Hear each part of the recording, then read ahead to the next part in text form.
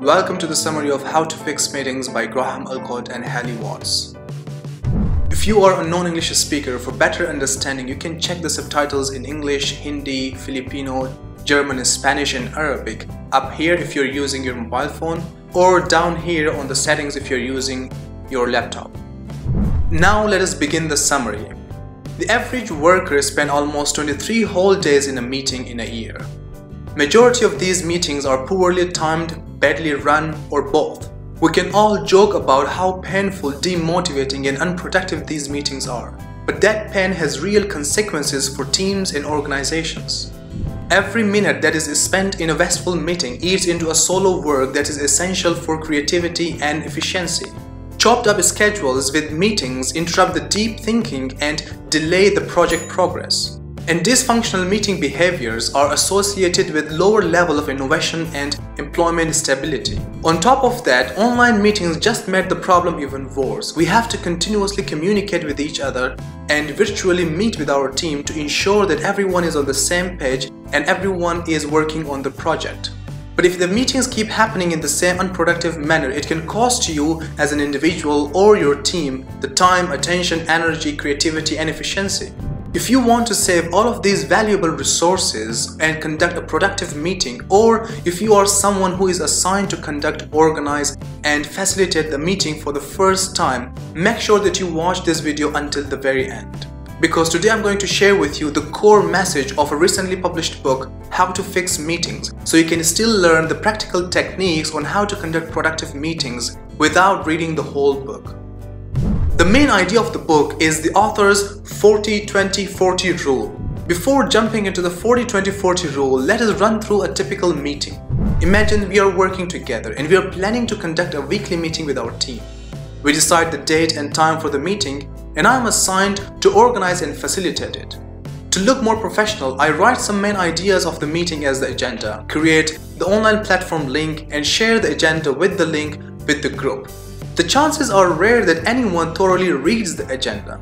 Later, when the date and time for the meeting come, we all join in, discuss different topics, even some of the topics are out of the agenda, and then the meeting ends. Now the problem with our typical meeting is that we put all the time, focus and effort in during the meeting. We neglect the importance of the preparation before the meeting and the follow-up after the meeting. The 40-20-40 rule says that all the organizers and participants should allocate 40% of their meeting-related time and energy preparing for the meeting before the meeting starts, 20% in the meeting itself, and the remaining 40% for effective follow-up after the meeting. And based on these rules, we will divide a productive meeting in 3 phases. Phase number 1, the initial 40%. It is a very important phase because it paves the ground for a productive meeting.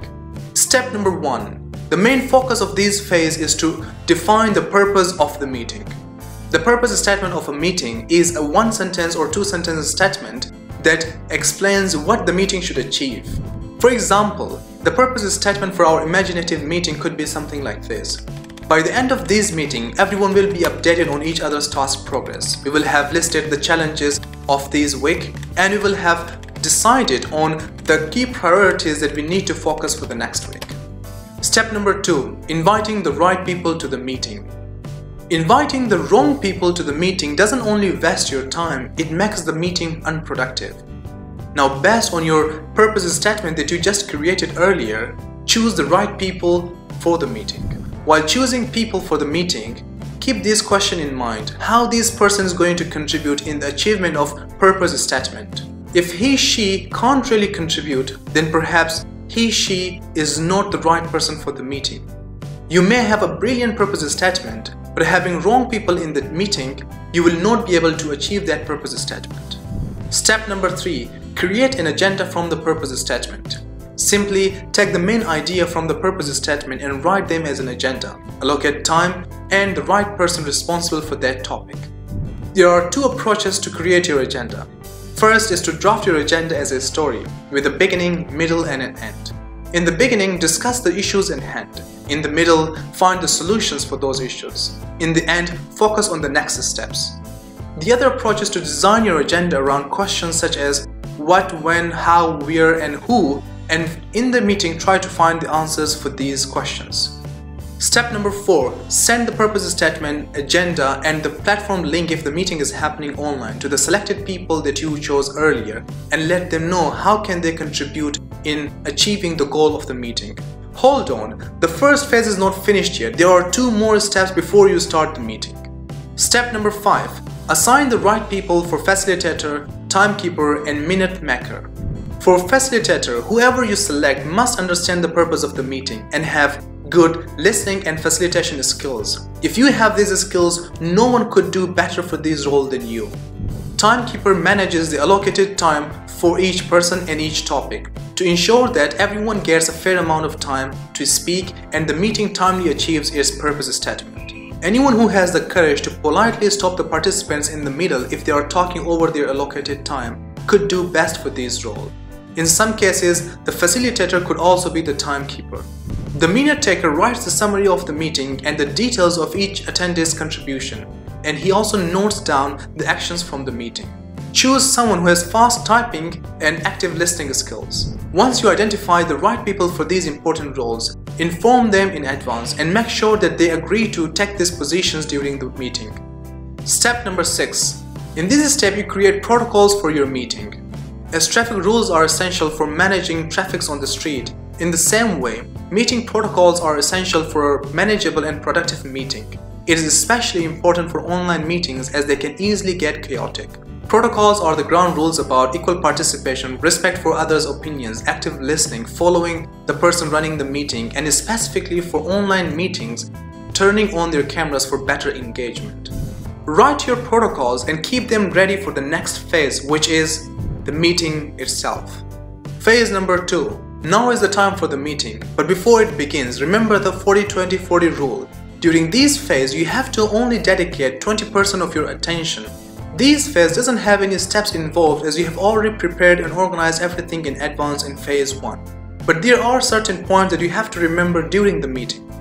Point number 1. Announce the protocols at the beginning of the meeting and remind all the participants how important it is to follow these rules in order to have a productive meeting. Point number 2. If the participants don't know each other, start with a quick round of introduction. Let everyone introduce themselves. This will help to communicate with each other easily and openly. Then introduce the facilitator, timekeeper, and minute taker. Point number 3. For lengthy meetings, give pauses during the meeting. There are 2 kinds of pauses, reflective pause and strategic pause. If a lot of information is being shared, a reflective pause allows people to make notes, think, or simply put their minds in rest. If the meeting is getting intense, a strategic pause allows people to calm down. You can meditate during this pause, re-energize participants, or let them use bathroom, or divide the participants into smaller group discussions. Point number 4. For an engaging meeting, ask everyone to contribute in turns, or people can write their ideas on flip chart or sticky notes and have everyone else to comment on their ideas. You can also pair up attendees and ask them to discuss specific issues. Point number 5. Don't allow the most influential person or the highest paid person in the room to speak first, because when they speak first, the rest of the participants will follow their lead and will agree with their opinions. That will shut the door to brilliant ideas that the rest of the participants may have had. There is even a term for it, the hippo effect, the highest paid person's opinion. To fight hippo effect, ask the person in question to speak at the end. Phase number 3. Now after the meeting ends, the productive follow-through is the final 40% of the 40-20-40 rule. For this phase, the minutes of the meeting is very important. It shows what actions need to be done and who is responsible for each action. There are 2 parts into follow-up: physical actions and delegated outcomes. Physical actions are simple actions or tasks, for example, sharing the minutes of the meetings with the board of directors or checking the inventory and letting the team know via email. The delegated outcomes are bigger tasks that explains what outcomes need to be achieved with no clear instruction of how to achieve it. For these tasks, the responsible people should have the liberty to choose how to best achieve the result. An effective way of a productive follow-through is to spend the last 15 minutes of the meeting to recap what next physical actions and delegated outcomes are, who are responsible for each actions, and by when they are expected to submit the result. It would make it even more productive if there is a midway through follow-up on each task to ensure everyone is working on their assigned tasks. This phase is extremely important. Many meetings failed at this stage because most of the tasks are not followed up and they are not completed. And without those tasks, the meeting is useless because you didn't really achieve anything tangible. Here's a quick summary to recap the whole process of how to fix our broken meetings and replace them with organized and productive ones. The productive meetings are not only focused during the meeting. The whole effort and attention is divided by 40-20-40 ratio. We should invest 40% of our overall meeting focus on preparing the meeting before it starts. During these phases, we should create the purpose statement, agenda, choose the right participants, find the facilitator, timekeeper and minute taker, and set the protocols. Then send the invitation, purpose statement and agenda to the participants before the meeting starts. On the meeting itself, invest only 20% of the focus. Announce the protocols, follow the agenda, encourage everyone for active participation, and avoid hippo effect. Lastly, invest 40% of your time and focus on following up on the tasks assigned during the meeting. In short, all the tasks are worked upon. I hope this video helps you to stop wasting your time and the time of other people in unproductive meetings. If you have been planning to read a self-improvement book, but your time doesn't allow you, or you don't have the patience to sit and read the whole book, leave its name in the comment below. I would love to read the book for you and share the summary with you through videos like this. See you in the next video. As always, stay safe and stay healthy. Bye.